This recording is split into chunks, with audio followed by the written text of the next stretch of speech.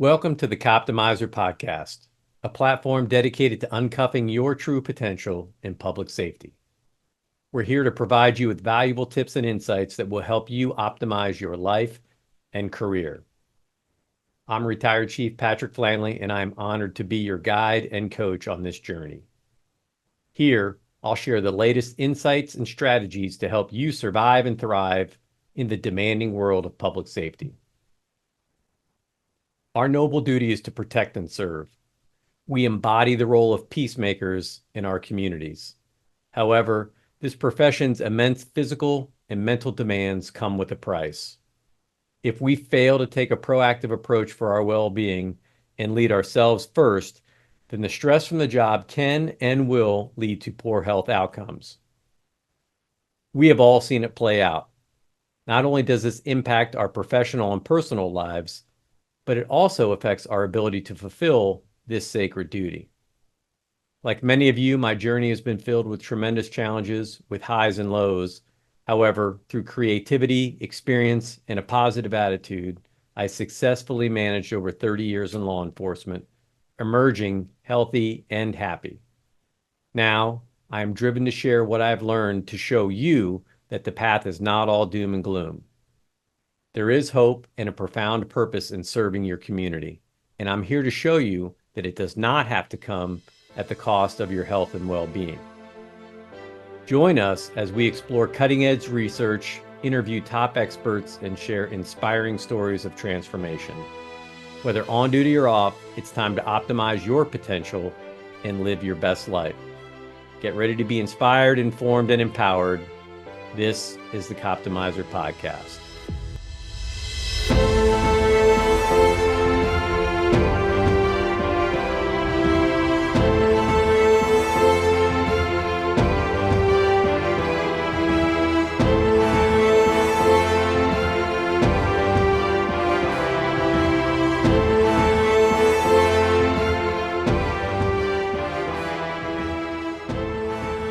Greetings all. Welcome back to another episode of the Coptimizer Podcast.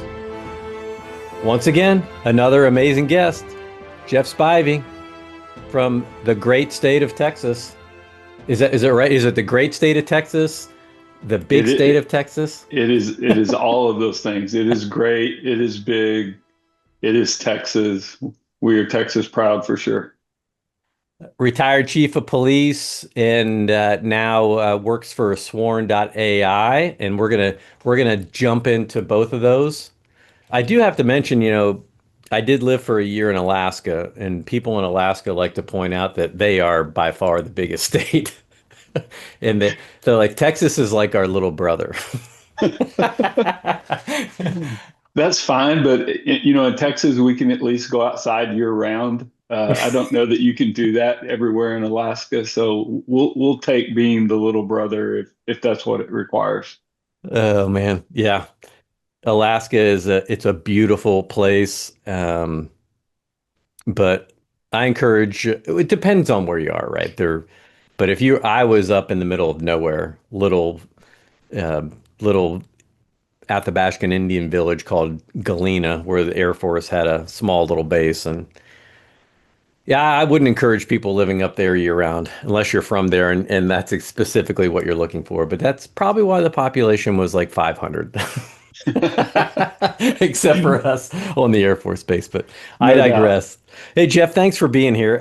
Can you give us a little bit of background, little bit about who you are before we start diving right into all the wellness stuff, which everyone knows I love to talk about? Yeah, no, absolutely. I appreciate it. As you said, Jeff Spivey, I'm a retired chief of police from Irving, Texas. I spent my entire policing career in Irving, which was a little over 35 years. I started in 1986 as a public safety officer, which was a civilian position that they hired kids into who wanted to one day grow up and be a police officer. So at 19, I started my career there and uh, had the opportunity. Irving was a large agency in the Dallas-Fort Worth area. We were a suburb of Dallas, and I was able to do a lot of really interesting and fun, impactful things in my career, and ultimately worked my way up to be chief of police for 5 years, and retired in January of 2022, and started doing some consulting work, and then found my way to a couple of guys who I knew who had other businesses that we had worked with in Irving, and joined the Sworn team to help them. Um, yeah, so Irving is a are you guys so probably if I remember correctly, it's like 500 or 600 sworn, something like that. It's a big agency. Um, Yeah, we had when I retired, we had 400 sworn. Now, when I joined the department in the 80s, I think it was like 160, 170. So there was a tremendous amount of growth, both at this, just population wise, and then of course department personnel wise. So when I retired, we had 400 sworn. We had close to 200 civilian positions because I was responsible for animal control. We had our own dispatch, our own jail. We had a family advocacy center, which you don't see a lot of organizations. You see those at the county level, those child advocacy centers or family advocacy centers at the county level. But my predecessors had done such a wonderful job of identifying the benefits behind supporting families, and providing counseling, free counseling to victims of crime, free counseling to victims of domestic violence, youth crime. And so we had a robust staff of clinicians that worked in our family advocacy center. So I think it's unusual to have almost a 50% as many civilians as you did sworn, but we were fortunate in having that kind of staffing level. yeah, that is okay. So we're going to take our first left turn here because I want to dig into that a little bit for chiefs that might be listening and others. Such a critical component of an overall public safety strategy. And when the goal, I'm a data guy. I really rely on solid data. It helps you and informs you to make good decisions. It helps you understand whether you're making an impact or not, if your plans and programs are working. It helps you make adjustments when you're on the go. But when you're talking about like safety and like there's all these conversations right now about crime is down, crime is down, crime is down, yet nobody feels safe. And so on one side of the house, everybody wants to like shove numbers down your throat and tell you that, hey, you know what? You don't feel safe, and that's your fault because it's actually safe outside. On the other hand, it's like, yeah, what I always tried to tell our officers in our community was like, our goal is like, if you want to send your wife to the grocery store or your child at 10 o'clock at night, and you want them to feel safe, and if you wouldn't, then as the police chief or as an officer on that department, if you wouldn't let your spouse or your children or your loved ones do that, well, then what, are we really doing what we need to do? Are we being as effective as we need to be? And so I just think when you flip that equation a little bit, like data, of course, is very helpful. And yes, I know perception gets skewed by the media and by the way things get reported.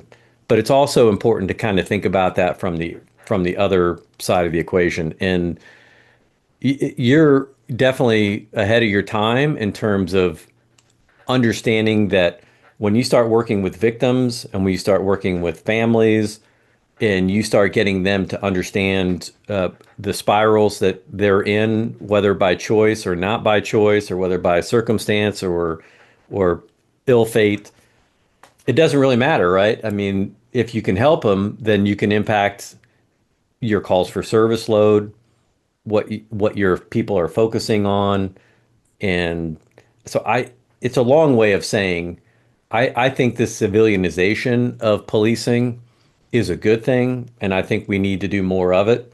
And rather than trying to find police officers to become specialists and, train them to be specialists in everything, let's find the specialist and partner them with police officers and policing in general, to leverage what we're both really good at. And I couldn't agree more. You and I see that exactly the same. I think there are absolutely opportunities within any police force where we could take a police officer out of that role, put a civilian in that role who has that training, who has that experience, and better utilize the police officer to do community safety, to do patrol, to do investigations, to do those things that we want police officers doing, and allow civilians, professional staff, those experts to do something that they're really good at. One of the things that we struggled with in Irving is we had a computer crimes unit, and we would send police officers off for this really intensive, expensive training to be computer forensics. And they would come back as, having gone through all of these training classes, having built this understanding and knowledge base on how to do computer forensics. And very quickly after that, some Fortune 500 company would come steal them away from us, pay them, 5 times more than we could offer to pay them, because of their training, because of their experience and expertise. And we had to start that all over again. And it was frustrating because we were spending so much time and resources training up these employees to ultimately go to work in the private sector, making way more money than they ever could as a cop. And I couldn't blame them, right? Everybody wants to take care of and better themselves. But if we could have just hired civilians to do that from the start, we wouldn't have spent 5 years training this person to be a police officer, all the money that goes into that, only to lose them to the private sector. There was a big move after George Floyd, talking about, taking cops, defunding the police and replacing them with civilians. I told my community time and time again, we're absolutely willing to give up a lot of the responsibilities the things that you're asking us to do, right? Just you tell us what that looks like. However, here's the kicker. You can't just say we're going to defund you and immediately take away that money, because what's going to have to happen is we have to identify people to come in and do those jobs. We have to train them. We have to get them up to speed, get them comfortable. And so in the short term, you're actually double paying for the work that you're wanting done before we can ever take the police out of some of the things that they shouldn't be doing. And I don't think everyone really recognized how difficult that whole defunding civilianization of policing would really be. Yeah, and that is de facto defunding. Like, and if you don't have a really thoughtful and intentional plan for how you're going to transition from those services. Right. And I'll give you an example here. Like, the movement to bring social workers in, that was one of the first, like, civilianization pushes that I think, even though it had already been occurring inside of, I think, a lot of forward-thinking police departments, the public just wasn't aware that these things were occurring. But when they see, like, they have this whiplash reaction to like a high profile incident in the public, like a George Floyd, then the assumption is like, well, we shouldn't just send the police, we should send social workers.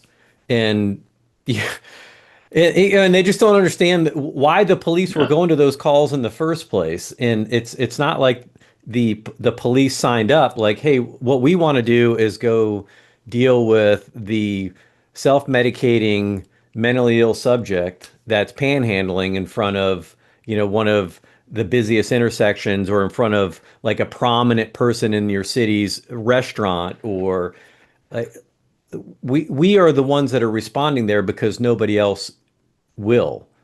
Right. Yeah, Yeah. and this can be, I could go down a rabbit hole here, and I just was kind of having this brief conversation about this the other day, but the federal government shut down all their funding and all of their facilities, their federally funded facilities to teach, for treatment of the mentally ill, and for housing, all of those things. They pushed it down to the state level.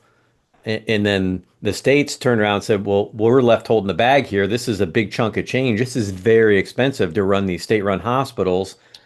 So they shut them down and pushed it all back into the local communities. And people want to know why the homeless population exploded in the mid 90s into the early 2000s, and really where it is today. I mean, it's really for those of us in policing, it's really easy to go back and trace that because I mean, I watched our like a community of our metropolitan area might be 200,000. We've got a university here, but we're kind of a hub between Indianapolis and Chicago. And when I started in 1995, our homeless shelter had 8 or 10 beds.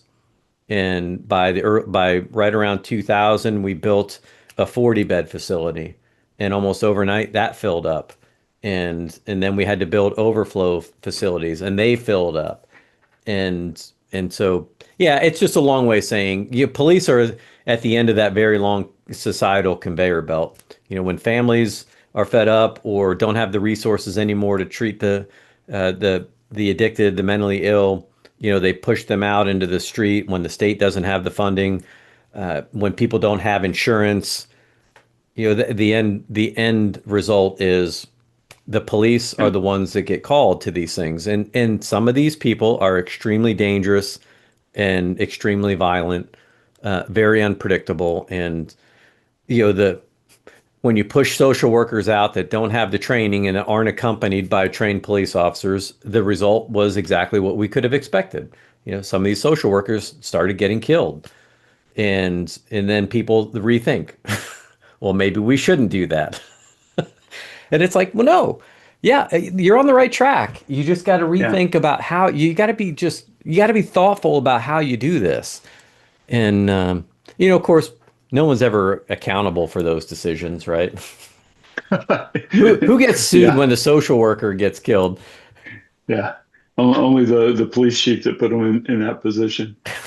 We we had the co-responder program in Irving when I was chief, and started pairing clinicians with police officers to respond to those calls, and saw great success. And I think, to your point, a lot of cities have done that, but it is a team effort. You have to have the police officer there to provide that safety aspect, but having the expert there who's trained in communicating with someone who's in a mental health crisis, who has the experience and the education and background to deal appropriately with that, because many times they're not policing matters. But as long as people can pick up the phone and dial a 3-digit number and know that the police are coming, we never say no. We never say no, we're not coming out to that. We're always going to send somebody.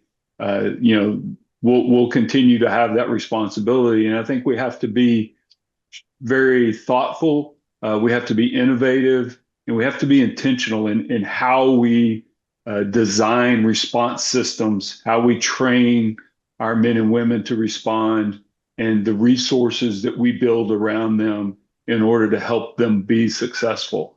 And I think, what we've seen is we haven't always done a great job of doing that. And so we've added stress, we've added pressure, we've added trauma exposure, and that has ultimately led to, I think, higher incidences of burnout, greater cynicism, suicide, self-medication of our employees.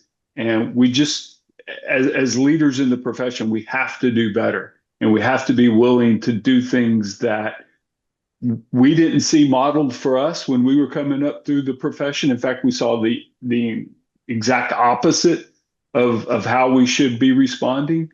But we owe it to the profession and to the men and women who are still willing to do the job and look forward to coming to work, to just providing them the very best opportunities for health and wellness as we can.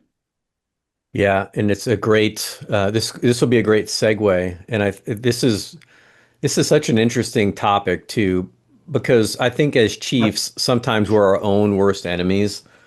Cops, when you it's just ingrained into you from day one, right? You are a problem solver, and when nobody else can solve the problem, people are calling us, and we're going to go and we're going to solve it. And when you take the approach, right, when every problem is a nail, you break that hammer off your tool belt and smash the problem.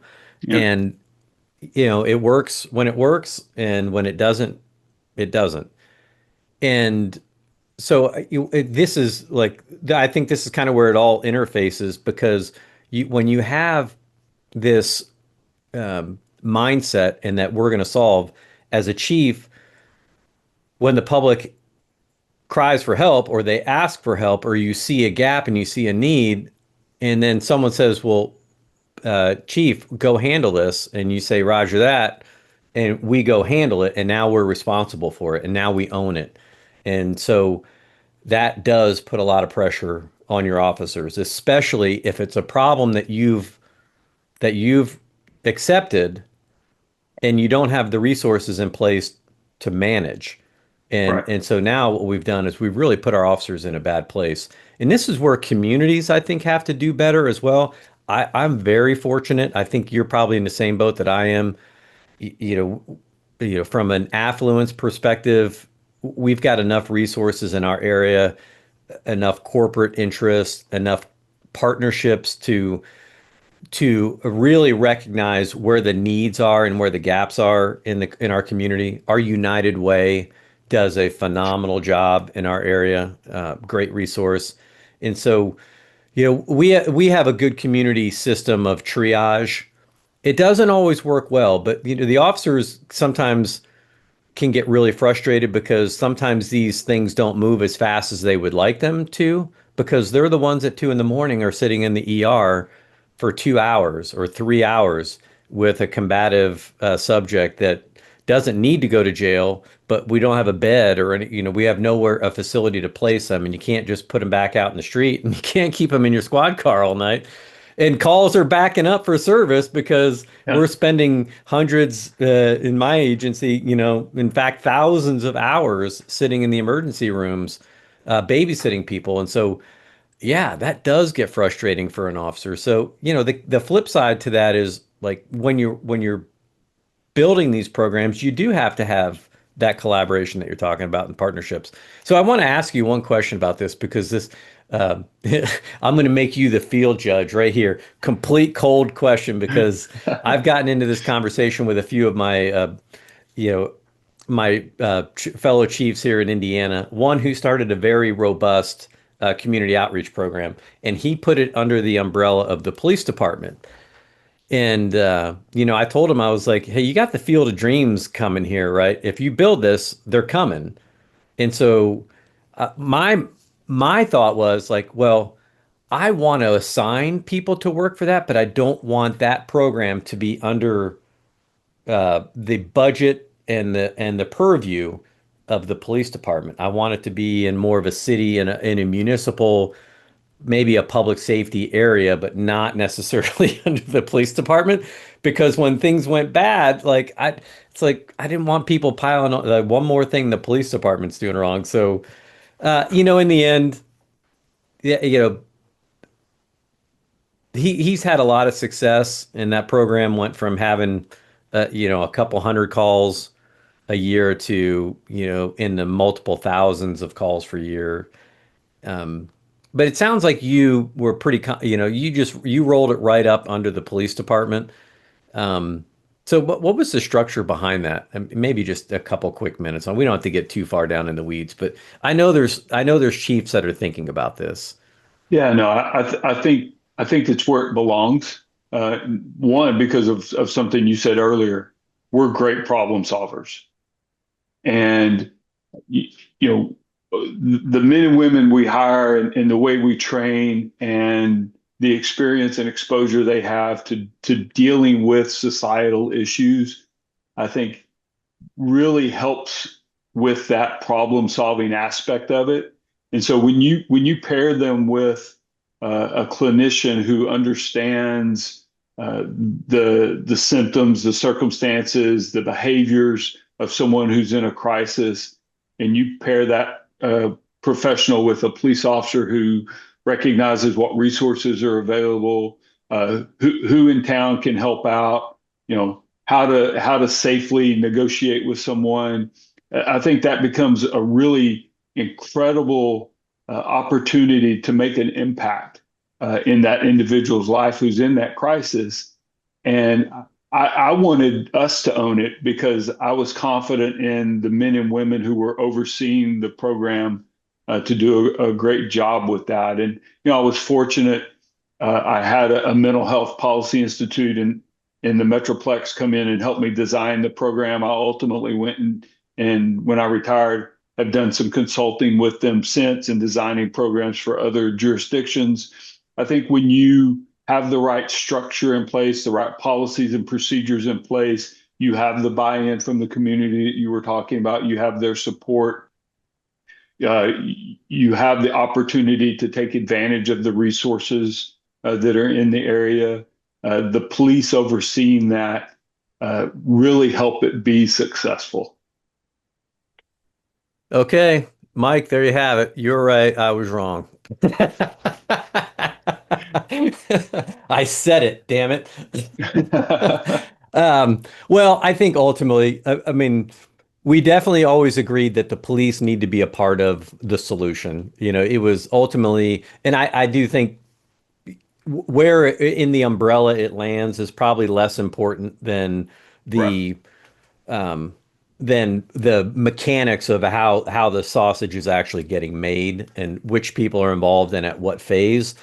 But you bring up a couple of important points, and I think for agencies that are having this shift that are going on that are maybe not contracting from an officer's perspective, but expanding from a civilian perspective, it's important that because we're in budget season, at least here in Indiana, we are like the fall is always the budget season. We're getting, our councils are approving our budgets for the next year. So, people sometimes all they do is look at the big number.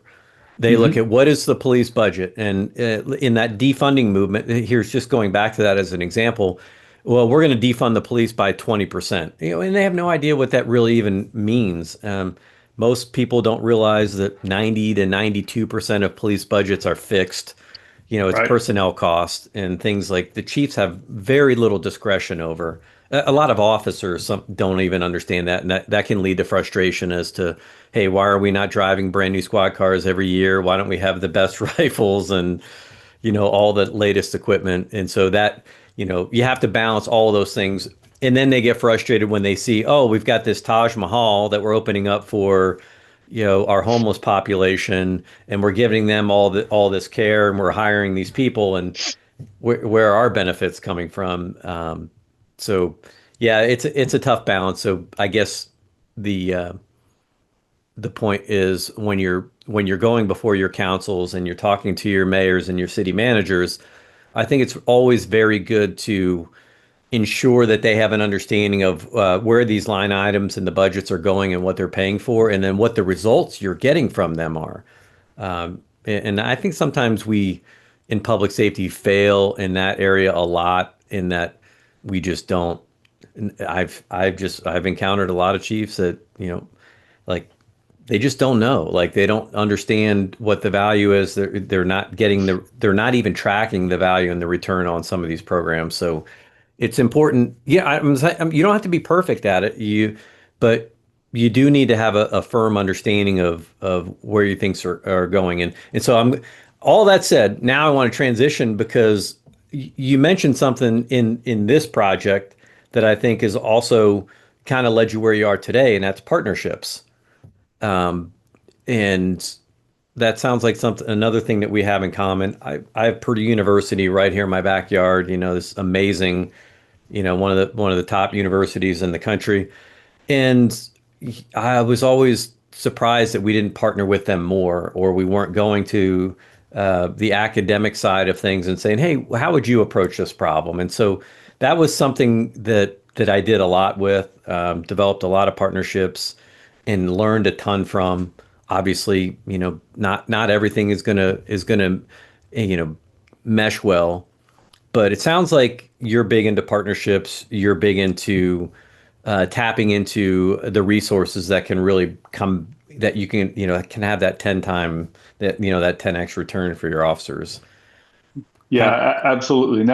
And I wasn't always that way. That took a lot of growth and maturity on my part. Uh, as I worked in my career and as came up through and started promoting through the ranks after, I guess I was 13 years in before I did my first promotion and had worked, undercover narcotics and worked on a DEA task force and worked crimes against persons and investigated homicides. And, when I took my first promotion exam and got promoted to sergeant, I thought cops were the answer to everything, right? Cops knew it all. We could give us any issue, give us any problem.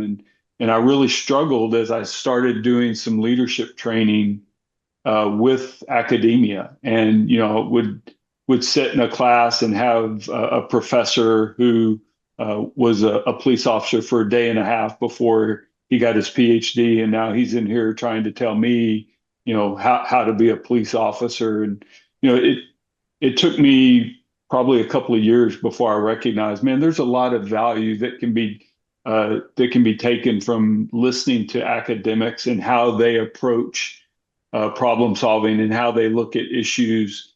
And so that growth took place over the length of my career. And to your point, many agencies, many leaders in our profession miss the opportunity to partner with academia and really learn from and approach problem solving from a method, an area, an avenue that we wouldn't ordinarily consider, but has a lot of value and helps us be successful when we broaden that scope and broaden that view. yeah, I love it. That's a couple of things come to mind there, right? And it's like, the first one I say this, a little tongue in cheek, right? Is like, well, like you didn't fall, to the top of the mountain there as a chief. Yeah. God, it just, sometimes it gets so, you have to really take a deep breath sometimes, especially, I have found this, and I'm just going to speak to my own experience. I don't want to put words in your mouth because you may have a different take, but like I spend a lot of time on LinkedIn, and now I get to travel a lot now and gain perspective, and it's really nice because I can do it without the pressure of also having the responsibilities of what I was doing internally and what I was doing with the organization when I was chief, because I was a chief for my last 10 years. And as a young officer, you get in those car to car conversations like, oh, the chief doesn't get it. He's in the ivory tower. He forgot what it's like to be out here. And you have those conversations. And then as you start to move through the ranks and you gain a new perspective, like you start to understand, like, oh, now I get it. Oh, now I Yeah. get it. And so I see so many of these people that like have never been in a chief's chair or in a senior leadership role that are very opinionated about what they think leadership is or what it should be. And there's always something to learn from everybody, and that's the way I always look at things. Like, hey, you know what? If somebody does offend me, or I take, if I feel my blood pressure going up a little bit, then that's actually a cue. I've kind of taught myself that's a cue. Okay, maybe this is something I'm taking personally, or maybe it's something I need to spend a little time looking at. So I try to like come at it from a different angle. But in the end, Chiefs don't fall into those chairs. It's in most of them don't actually. Most Chiefs and I've talked to a lot of Chiefs over the years, and I'm just like you have. Nobody really ever intended to be there. It's just kind of like one day you find yourself there, and it's like, how the hell did I get here? And why did I do this to myself? But Oh. But it's because you're a problem solver and Yeah, you see yeah, opportunities that other people aren't seeing, and you want to help and you want to do the right thing. And you know what?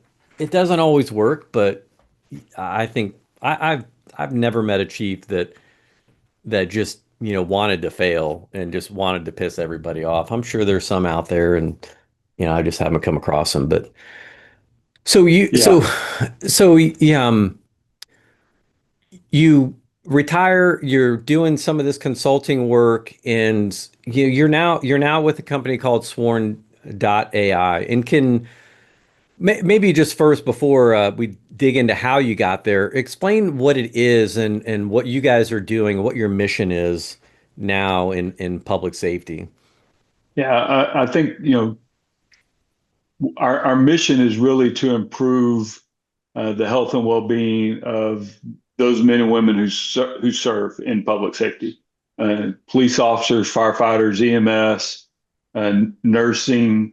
There's so many people out there who are really putting others before themselves, who are doing the hardest jobs you can imagine, who are exposed to the worst society has to offer, who are working really long hours and screwed up shifts and holidays and weekends and missing time from family because they care about the communities that they live in.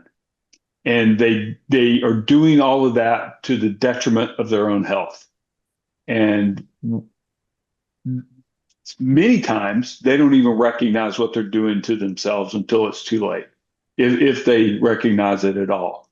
And so what we're doing with Sworn is, using the power of artificial intelligence to help them recognize sooner that, man, things are maybe getting off track a little bit. And we use biometric wearables. We use survey instruments that we text message out once a day. We use the CAD and RMS data to measure workload and help the employee understand what that workload, what those calls for service are doing to them from a stress and trauma exposure standpoint, and using the artificial intelligence to be that nudge to say, hey, look, you're not sleeping well as you think you are, or you're not eating like you should be, and you've quit working out. And we just get involved in life, and we get caught up in our day to day that we sometimes don't recognize that our sleep has gone into the toilet, and that we can't just live on 7-Eleven coffee and powdered donuts, and we can't rely on working out once a week to really maintain our health. And I use this metaphor a lot of the frog in the pot of water, right? We hire this 21, 22-year-old kid. We teach them to be a police officer, and we put them in that pot of water. And then over the next 30 years, we slowly turn up the heat. And we actually boil them to death because they get used to each degree of temperature increase.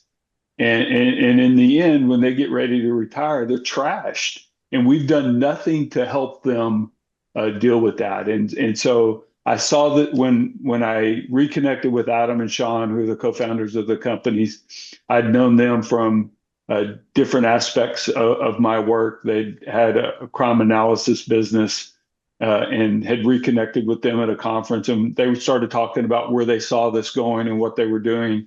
And it did it because of my background, because of my experience with Irving PD and some of the things that I saw, some of the friends that I lost to suicide. It really struck a nerve with me of, hey, this is where the profession is going. Artificial intelligence is going to be that next innovation that really changes policing, much like tasers did, much like body cameras did, going back to my time, much like in-car cameras did, radio systems did. I think artificial intelligence and how we use artificial intelligence, especially around health and wellness, is really going to change policing and help us better take care of our employees. Yeah. Okay. We're going to dig in here because this is, we in our conversations that we've had prior to jumping on this, it's to me it's just so exciting to see, where this is all going in the space. And obviously, if you have a podcast called The Coptimizer, Cop Optimization, it seems like this is probably a pretty fortuitous conversation. I, when I was younger, and I've told this story many times, the I came to, I was a tactical guy. I came to, the SWAT side of things because I liked the operational, side of that. I like the training. I just like the physical nature of the task. I just, that was really enjoyable. And I really liked the preparation, right? I really kind of learned to enjoy like, okay, hey, when I work out, when I eat right, when I find these right mixes, I create this synergy. And so in one way, I was really fortunate in that I saw this path and I felt better, I performed better, and I also it exposed me to data that's been around, right? It's this, some of the stuff is not new. It's been here since the 80s and the 90s about, officer mortality. We're dying younger than the general population. Our Mhm. rates of obesity are higher. Our rates of suicide are higher. Cardiovascular disease is killing us at far greater rates than assaults. But, from the agency perspective and just the profession at writ large, right? It was like, well, we don't really talk about this all that much. Like, I don't, I mean, you would get the old, wise guy every once in a while would kind of tell you, hey, don't make the job your life, make sure you have balance, and you kind of hear that. And when you're a young officer, you're like, yeah, whatever, old timer, like I got this shit. I'm good. I'm good. Yeah, yeah. Um, but then you kind of, as you start to get a little long in the tooth, you kind of start to see, well, hey, maybe there is some wisdom there. And um, I just bring this all up because I found my very first wellness presentation that I did for my police department back in 1999, 2000. I found the PowerPoint. I thought it was lost and gone forever, but I found it and I read through it and I was just like, wow, like as much as I feel like we've learned, we're still repeating the same mistakes over and over and over again. And then I'll turn it back over to you with this thought. 2015, I got to be a part of that series, and maybe you were there with me, and we just didn't know each other. But we went with the White House listening sessions for the 21st Century Policing Initiative. We got that sixth pillar of officer safety and wellness identified, and I thought, man, a big emphasis on mental well-being, no discussion about physical well-being, about physical fitness, about how that impacts mental well-being. And at this point, I probably 7 or 8 years into being my CrossFit affiliate ownership and kind of training and doing stuff like that. But I thought, man, I think we're finally turning the corner. And yet, here in 2025, our rates of suicide have gotten worse. Our rates of obesity have gotten worse. Cardiovascular disease rates have not improved in policing. Our mortality rates have gotten worse. So what gives, man? That's a long So segue. no, I think it's our culture, right? And I don't mean that from how we work and how we eat and the things that we do. I think there's a culture that exists within policing that at the leadership level, it's about checking a box in a lot of agencies. Uh, you know, I look back over my career and there would be an incident come up. And so we would develop a training around an incident and everybody would go through that training. We would check that box and then we would move on. There was never any follow up. There was never any intentionality to ensure that that remained something that we practiced and that we continually considered. And so I think from one aspect at the leadership level, there's that checkbox of, will we have a peer program? Check. Or we have an EAP program? Check. And there's never any intentionality to ensure that, what are we doing to promote those programs? How successful are those programs? There's no evaluation. You were talking about data earlier. Man, data is huge. What's the data telling us about the success of the program? Who's using it? Are they satisfied with it? Are there tweaks that we can make? No, we don't do any of that. We just say we have a program. We check the box and we go on. And then when you have leadership who truly invest in and is committed to improving the health and well-being of the organization, if you don't have those informal leaders, those training officers, those first line supervisors who are invested in it as well and who are standing up for the program and calling employees out who are maybe dismissing it or just blatantly opposed to it, you're never going to be able to change the culture. I've said this a number of times, and I never take credit for it because I wasn't smart enough to come up with it. But one of the guys that I worked with, he's now a deputy chief at our organization. He had a saying for years that we have a tendency to eat our own. And when you're around the briefing room or when you're in the locker room, or like you said, you're pulled up car to car, and all you're doing is talking about how screwed up Jeff is because he's out of work now, or you talk about what's going on in Jeff's life and how he's just a total mess, without recognizing that that's really setting a tone for everyone else to go, man, I don't want to share my issues. I don't want to do anything that draws that attention to me. You don't want to be the guy who's bleeding in the shark tank, because we tend to be those sharks. And when we see even our own brothers and sisters, the person that we would take a bullet for, when we see them struggling, we have a tendency in our culture to pile on. And we do so either because it's a coping mechanism for ourselves. It helps us feel better that if Jeff's having a hard time and I can poke some fun at that, then maybe it makes me feel better, or it's a way to deflect my own issues, whatever that may be. But I think from a culture standpoint, those two things in our profession tend to keep us from ever improving those statistics that you're talking about. Yeah, and that's so important. We do eat our own, and we've without really even a good understanding of why. But that's what I love about what you're doing. We have very similar initiatives, um, and it's one thing to commiserate about it, and to complain.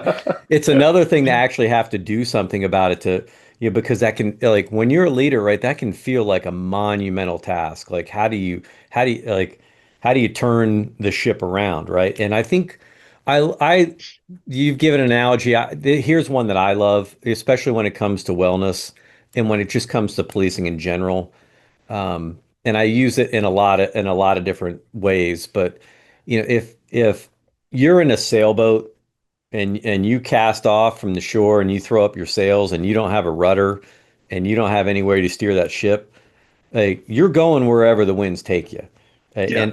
And so I would, from a patrol perspective, right, when you're talking to your frontline leaders about, hey, here are the top 5 problems that we're experiencing. Like, here's how we're going to be very uh, tactical and specific about what our tasking is going to be, because we want to address these core issues. That doesn't mean that we don't want to affect impact in other areas, but we know that if we can address these core issues, yeah, there's a good likelihood that it's going to have a positive effect in some of these other areas. So, what we're doing is we're giving people a rudder, and, we're giving them the Yeah, I like mast, that. right? We're giving Yeah. them the ability to now, and not just cast off from the shore, but actually see a destination and take aim, right? The winds may blow you off course from time to time, but as long as you've got the ability to steer your ship and you have the ability to see what your end goal is, then you can start moving towards that. And what I've seen with Sworn AI is it really is precisely that. It's just a more technical ship, and it's giving you these little data points that can help keep you on course. And in policing, it's I oftentimes what I call like, do we have a people problem or do we have a system problem, right? And when you have a system problem, that you blame on people, we call that the fundamental attribution error. And look, when we eat our own, we're eating them oftentimes because they're failing in a system that's designed to make them fail, and we Right. haven't given them outlets or the resources to overcome the stressors and the difficult things that we know are coming in police, because stress is just it's stress. It's neither good nor bad. It's how we approach it and how we strategize, I think, in how to leverage it to our advantage as we move through the profession. Yeah. So so if you don't mind, I mean, can you be like, can we get a little bit more specific about so let's just start here, right? I'm wearing my whoop strap, right? I train, I compete in the CrossFit, old man fitness, and Spartan Decker races. I like the High Rocks is the new one now. I've done that. I'm always kind of looking for things to train for because that's just the way it works for me. Like I have to have kind of something to think about. But my my Whoop strap I've been wearing for years.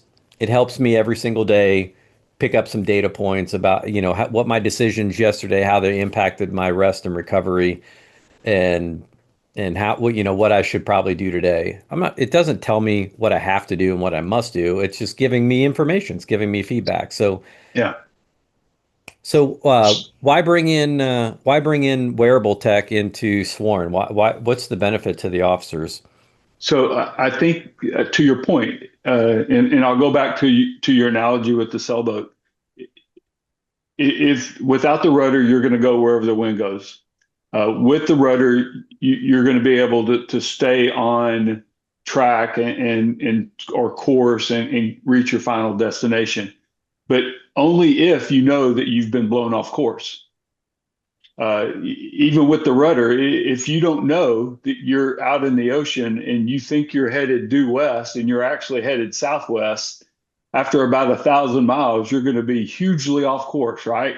Even though you've had the rudder and you think you're steering properly, if your navigation system isn't tuned in and you know exactly the direction you're going, you're going to end up in the wrong place. And so Sworn AI is meant to be that navigation system.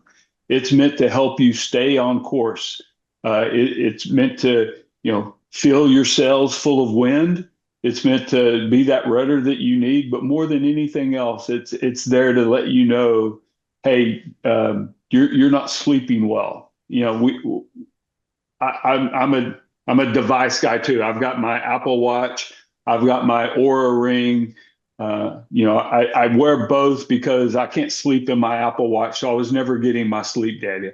I can sleep in my Aura Ring, and so I kind of double up on some of my data. But I really, since I got the Aura Ring, really began understanding what some of the things I do during the day mean for my sleep at night. And uh, we follow that up with a text message each day to not only ask some questions that we can't pull the data from your device or from your workload computers, because my Oura Ring may tell me, "Hey, you slept great last night," but I may wake up just feeling like dog crap, right? Yeah. And so even though my ring says I slept great, I still might not feel well, or vice versa. My ring says, you slept like crap, but I wake up feeling fine. And so, being able to triangulate that information. So, what our Whoop and what our Aura rings don't do is track what our workload does to us. It might tell us we're stressed, but it doesn't tell us why.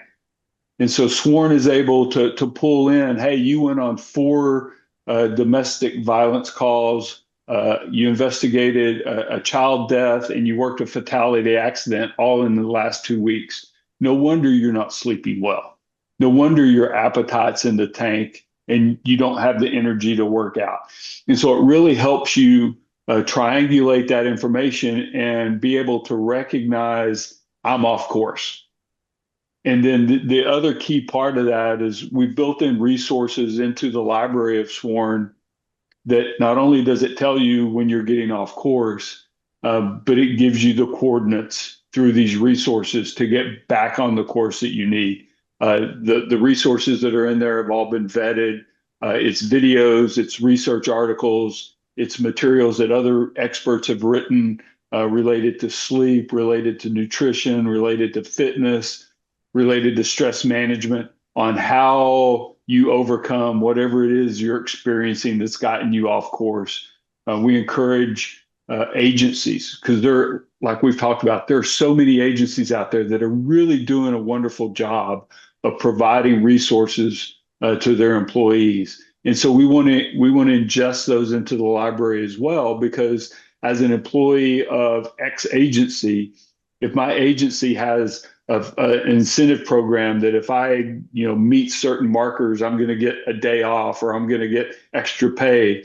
I want to know about that, and I want to be able to track how I'm doing at reaching that. Or if I have a free mental health visits to a clinician, and my Sworn Shield is telling me, hey, you've experienced so much stress and trauma lately. You really need to talk to someone. I want to talk to someone who's free that my agency has provided. And so, it's really meant to be that early warning system, if you will, that cops hate to hear about because it usually means IA spying on them and knowing when knowing when they're headed down the right path. But it's meant for the individual to recognize, man, I am not, to your point, to the Coptimizer logo, I'm not at my optimal performance.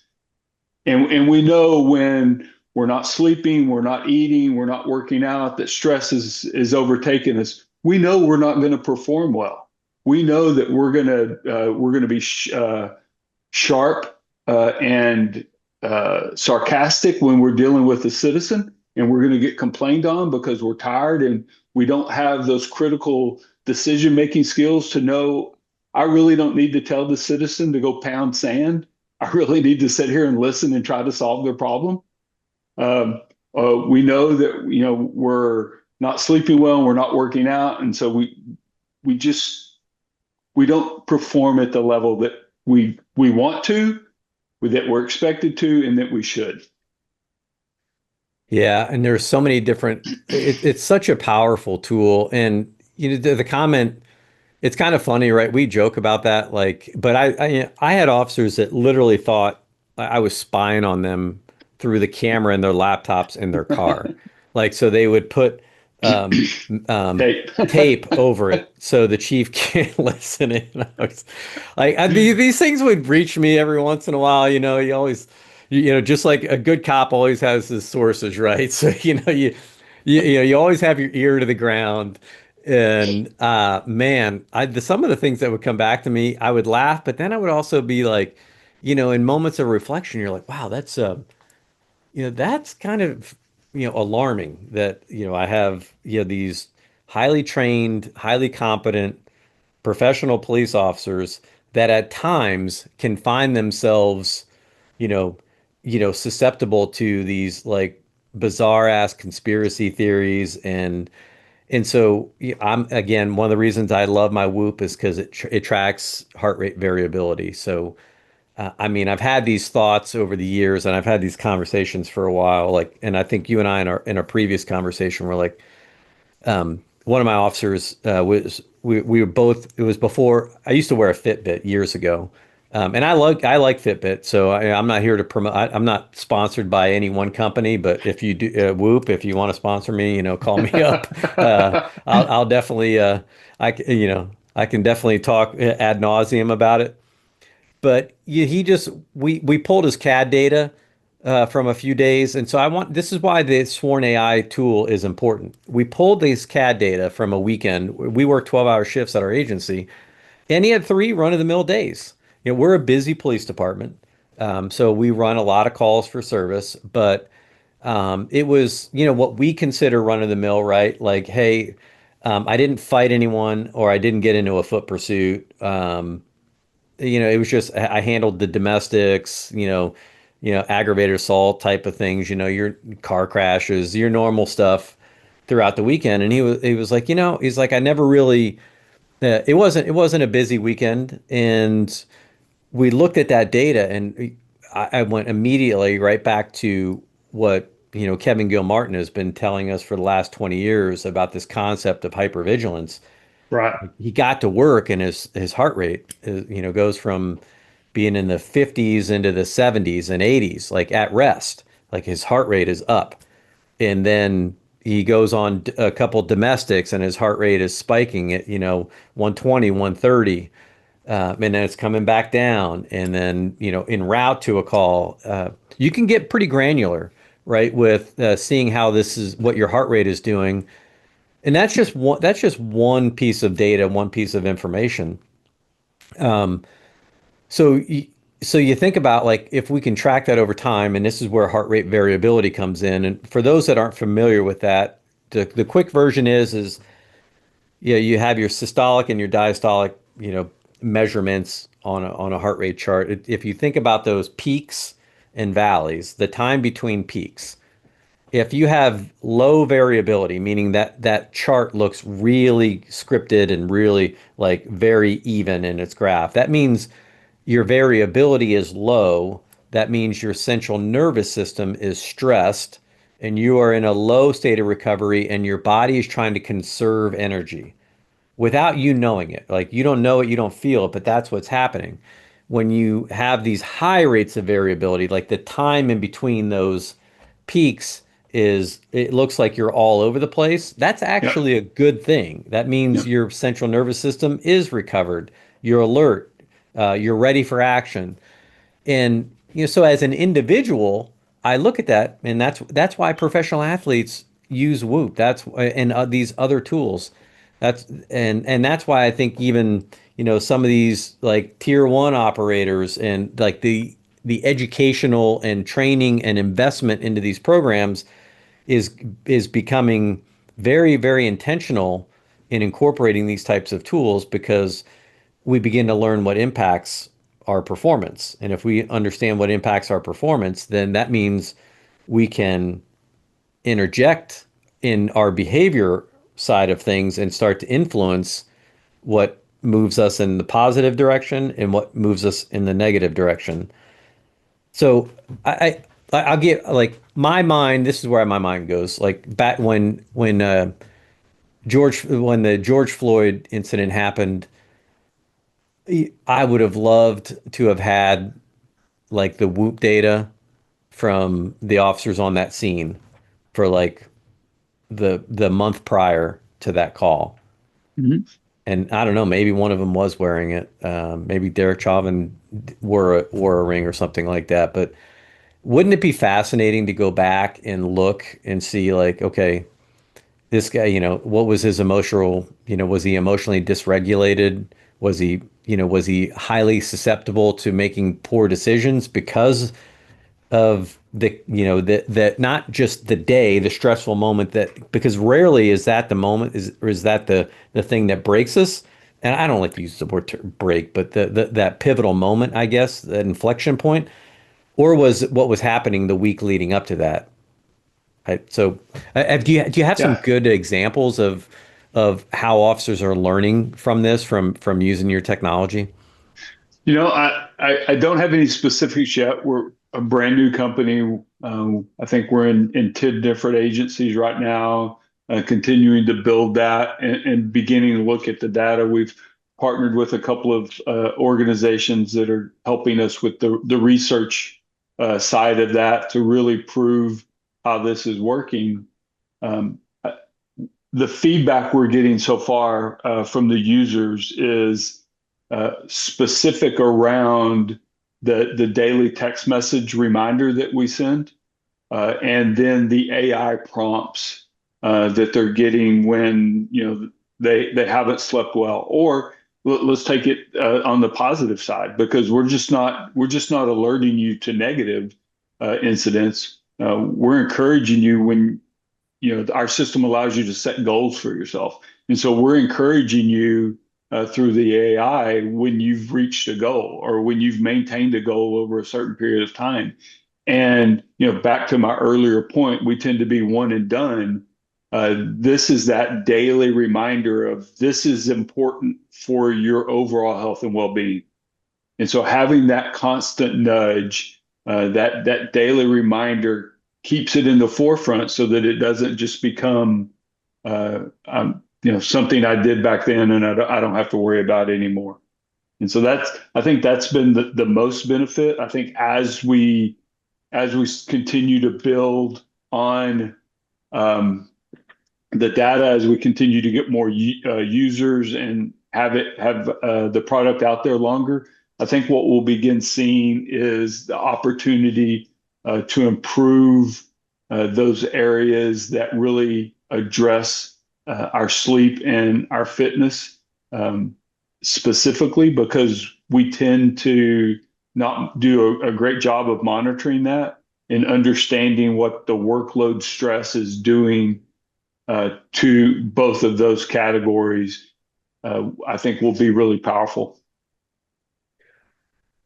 Oh man. Yeah, you're on the path. I love it. And so, my message going back to Chiefs too is like it can be frustrating when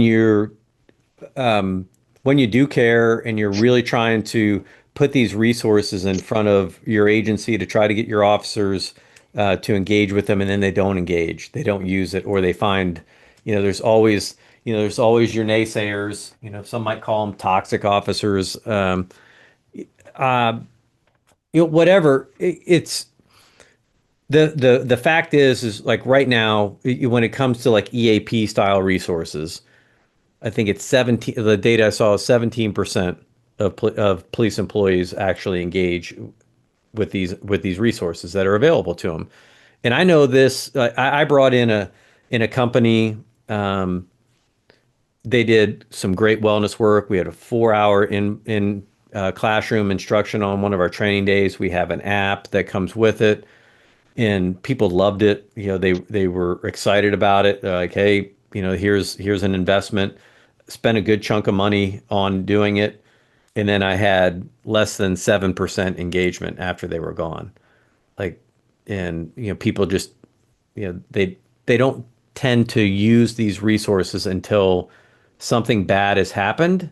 So that's what I love about the AI tool and this behavioral change model that the AI from Sworn correct me if I'm wrong, but that's what it sounds like we're talking about here is I'm gonna, you can go back to, Cass Sustein's work, right? And nudge, like what we're trying to do is nudge you into making better decisions, more better decisions. Yeah, Can't force you to do it. We're just going to put you out there and give you the option. Like, hey, think about this. yeah, we're absolutely. It is about behavior change, and the AI acts as that 24-hour a day, 7 day a week coach that's constantly looking at your behaviors and helping you identify those behaviors that may be detrimental to your overall wellness goals. One of I mentioned it earlier. One of the things that we allow a user to do is to go in and set goals for themselves in the areas that they choose. We have sleep, nutrition, fitness, and experience, where the stress levels are really measured. And so you can go in there and you can set SMART goals for yourself in each of those areas.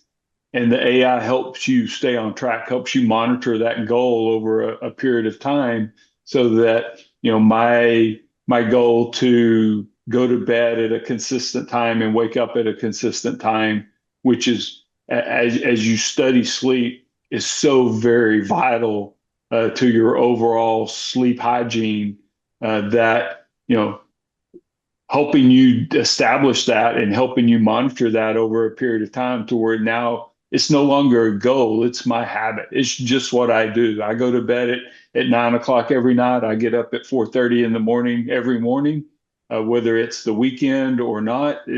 And so my body gets accustomed to that. I get better sleep. I feel more rested. I'm not going to bed one night at midnight, the next night at 10, the next night at 11. That consistency is super important and helps me perform better during my waking hours, because something so simple as just making it a habit of that sleep consistency, going to bed at the same time, getting up at the same time. Well, and some of the pushback that an officer might give you is, oh, well, that's great, chief, but you work day shift, I work nights, I got to go to court, blah, blah, blah. Yeah, Yes, it's I true. And I love it when, the young guys used to come at me. It's like, hey, you're preaching to the wrong choir here because I spent like 15 years working nights and like I loved it. Like if I could go back and do some things differently, knowing what I know now, absolutely I would. I would change some things. I wouldn't necessarily. So, the point being there is, well, when you know that, when you know what your schedule is going to, and I will say, like, because there's a broader point there, especially for leadership, and for the officers, when you're thinking about tools like this, oftentimes we complain about the way things are, but then we complain about the change process that we bring in. You can't have it both ways, right? If you want change, then that requires engagement and maybe a little bit of discomfort for a while to see. And right. guess what? And sometimes a leap of faith, because sometimes it works, sometimes it doesn't work. But you're always going to learn if it works or it doesn't work. And the things that you're talking about are so critical for the bigger picture. It's like we need data. If you want funding to change budgets and to change training, to change equipment, to change the investment, you got to get funding for it. And the only way you get funding is when you go in front of a city council, in front of a state legislature, in front of Congress, and you say, this is the problem. We need money to fix it. And here's our solution for how we're going to do it. And complaining doesn't change any of that. But data will. And Yeah, we'll learn like what you're building there it's going to help us learn what works and what doesn't work because hey, guess what? When you work, we'll just go back to sleep. We could stay on this for 8 hours and barely even scratch the surface on it, right? Yeah, and before I forget, I will tell people like if you want to learn about sleep, go read Matthew Walker's book, Why We Sleep. It's probably the most comprehensive book on sleep that's out there. Every cop, it should, so that's something that should be taught in the academy, like at the, and reinforced in the FTO program and reinforced in annual training because it's everything begins and ends with sleep. All your biological systems and functions. If you are yeah, poorly slept, you're screwed. And what do we do to cops?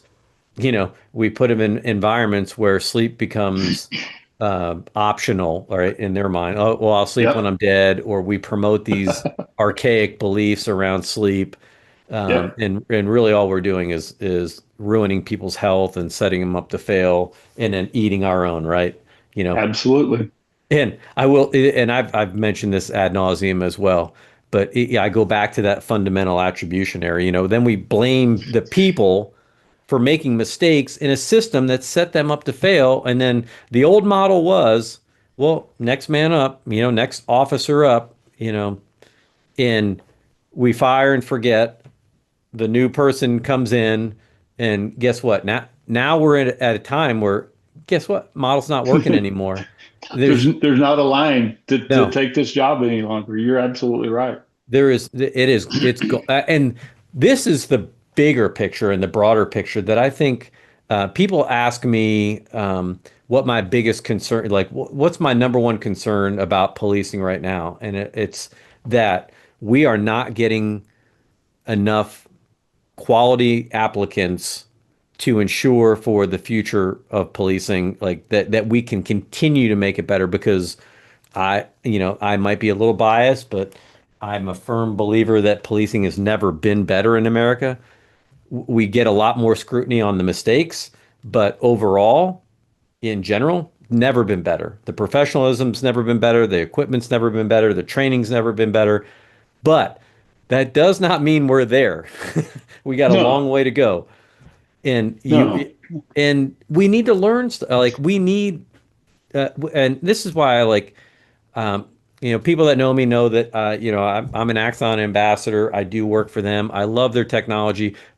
But I've worked with a lot of technology companies, and the one thing that I really like, that just like when I heard about what you guys were doing, I immediately gravitated towards that, because the risk that's involved in a startup company and the investment that it takes, not just the financial investment, but the human talent, and the labor and just the grind to go in, because the policing culture is not an easy place to work, uh, as we all know.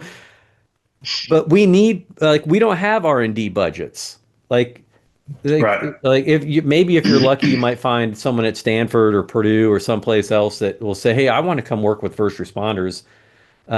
But rarely is that, we will learn these little nuggets and bits and pieces as we go. But it's a big leap of faith for someone to say, I want to go work in help public safety. And so here's my advocation for chiefs that are on this wellness, on the cutting edge of wellness and on this frontier. Jeff, I'll ask him to provide some contact information here at the end, but please reach out and engage, and don't just look at how much does this cost. I get it. Budgets are important. Money is important. And there's only so much, so many ways you can slice up a pie, but you got to have a part of you that's always willing to invest in the people that are willing to invest in us. And that's how you move the profession forward. And man, I'm just so excited about what you guys are doing there, and I would really encourage people to engage with it, because this is where you're going to get the data to go back to your councils and say, "Hey, look, we need more officers." Not, yeah, sure, our calls for service are really high, but like look how much we're working our officers. We're burning them out. Like, and right. it costs $300,000 to replace an officer. And if we're working 20 officers short or 50 officers short, if our manpower is down 15%, the calls for service are still coming in. So invest in us. And I don't know. What say you? Yeah. I'll get off my soapbox. No, I completely agree. And one of the things I've preached for years is leadership has to be willing to make those investments that you're talking about. And it's not a matter of I have a program. It's a matter of providing as many doors to resources as you can, because not every police officer is going to feel comfortable walking through the same door to get those resources. And if you have a peer program, you have an EAP, you have health incentives, you have a workout plan, what else do you need? Because you talked about it earlier, 7% engagement with whatever product or resource that you brought into the organization, that EAP, 7% engagement. Okay, well, how do I reach the other 93%? And it's providing as many different opportunities for them to find something that they're comfortable with, that they trust, that they'll use. And ultimately, it's going to save the organization money, because you're ultimately going to reduce workers' comp claims. You're ultimately going to reduce sick leave and injury leave. You're ultimately going to reduce complaints and excessive use of force, because healthy, uh, well-balanced police officers perform at a higher level, and research has shown that they use less force, they get fewer complaints, they call in sick less, they get injured less. And so all of those investments that you're making in these health and wellness programs, whether it's one or whether it's 100 different ones, you're ultimately going to impact the financial health of your organization. So when you start getting pushback from your city leadership of, hey, you're spending way too much money on all of this feel good stuff, all of these resources that you're trying to take care of your cops with, turn it back on them. Well, yeah, but I'm ultimately going to save the city money because I'm going to have a healthier workforce that doesn't drain those budgets. And so I think that's the mindset that you have to have. That's the way you have to approach it. Is not the but the and. I have this and this and this, and so I'm going to find what keeps my workforce healthy and happy. And when they're performing at a high level, it makes my job as chief and your job as city manager or mayor so much easier. And we're closing in on 90 minutes here, and I knew we could go for hours on this. So I'm going to climb back on my soapbox again for just a second. And I teach a wellness class for new chiefs. I talked to you about this program that I do, The Blood Doesn't Lie, where we do metabolic testing on officers. Um, I mean, I've come at this from a lot of different angles, but the most important thing that we as leaders, as police leaders, as community leaders, right? Your city managers, your city councils, your state leaders, the most important thing that we can invest in is the health and well-being of our employees. It's the 6 100%. inches between their ears that is more critical than any piece of equipment that's hanging off their body, any car that they're driving. And so I do get frustrated when I see chiefs get hung up on superfluous things. Like we tawdle about, we switch from a SIG to a Glock, and it's like, come on, man. Like, well, I shouldn't have said that. I sound like Joe Biden. Come on, man. My parents are from Scranton. I guess maybe I can get away with that. There My you dad go. was a true Scranton Democrat. Let's just put it that way.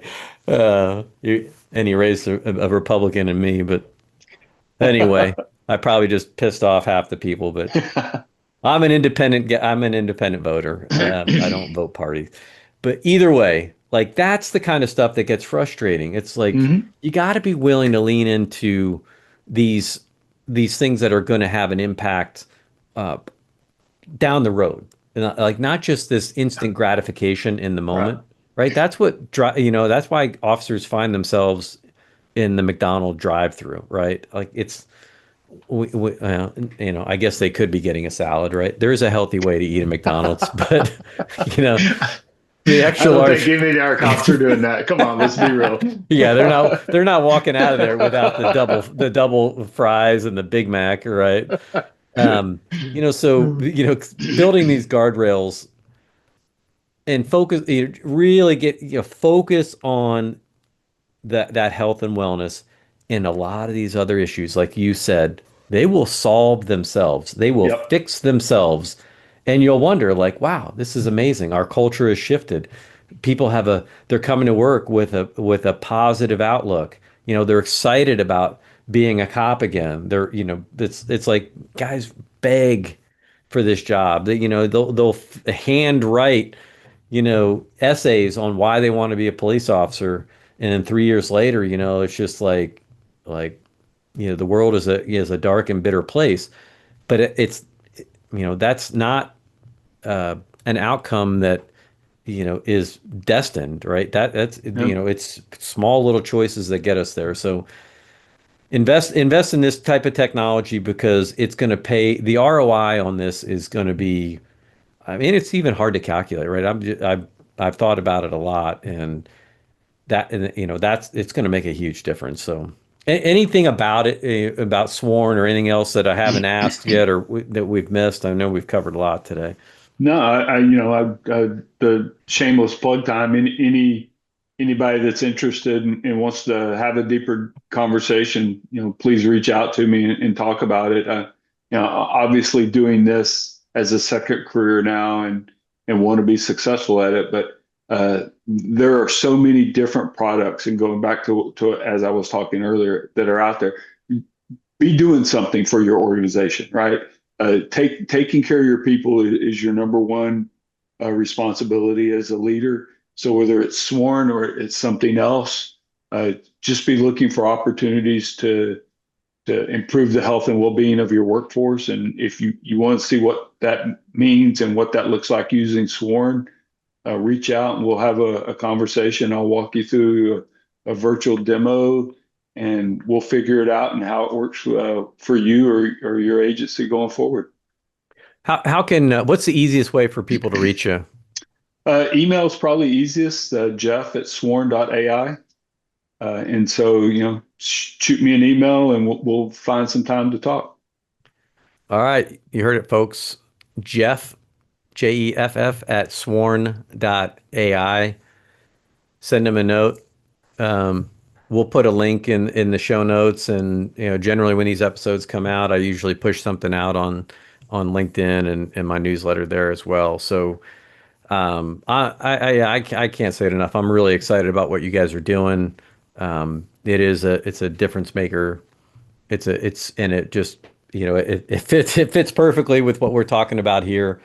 For the leaders out there too, always remember, lead yourself first. It's not a selfish thing.